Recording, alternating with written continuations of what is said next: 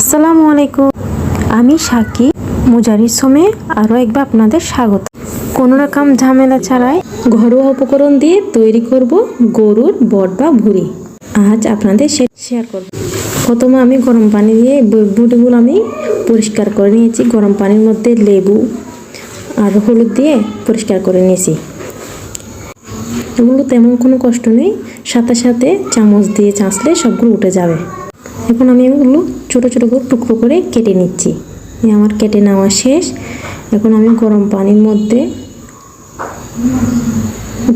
মধ্যে হলুদ দিয়ে এগুলো আমি সিদ্ধ করে নেব। এগুলো খেতে যেমন সুস্বাদু, পরিষ্কার করাটা একটু কষ্টের। প্রথমবার ভয়েস দিচ্ছি, তাই একটু এদিক ওদিক হতে পারে, এগুলো একটু অ্যাভয়েড করবে। কিন্তু আমি গরম পানির মধ্যে দিয়ে এগুলো আমি করে নিচ্ছি, পানি দিয়ে পরিষ্কার করে নিচ্ছি। এখন আমি দিয়ে দিব তেল, যেভাবে রান্না করবো আর কি আমার স্টাইলে। এখন দিয়ে দিচ্ছি তেল পরিমাণ মতো করে। পেঁয়াজ, রসুন, আদা বাটা এগুলি দিয়ে আমি কষাই ফেলবো।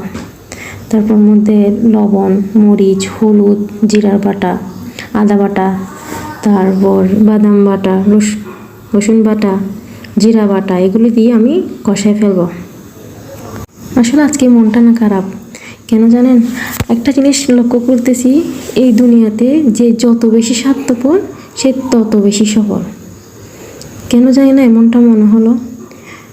রিচার্জ করে দেখলাম একটু, আমাদের চিরাঙের বাসায় এই গরুগুলোকে এমনি বুড়ি বলা হয়, কেন বট বলে না। তো এগুলো অনেক সুস্বাদু। আমি এমনি আগে খেতাম না, এখন খাই, এখন অনেক মজা লাগে। কেমন যায়, আগে অনেক গন্ধ লাগতো, এখন লেবু দেওয়ার ফলে এখন আর গন্ধ এটা লাগে না আমার। তো এখন কষাই ফেলতেছি, একটু একটু হয়ে গেছে আমার। ঢাকনা দিয়ে ডেকে এখন আমি ওই টমেটো আর কাঁচামরিচ দিয়ে দিচ্ছি, সাথে ম্যাগি মশলা দিয়ে দিছি, নুডলসের ম্যাগি মশলা। তো এ তো হয়ে গেল আমার বট বা ভুঁড়ি। 100% গ্যারান্টি দিয়ে বলবো, এইভাবে একবার রান্না করলে আপনি ফেল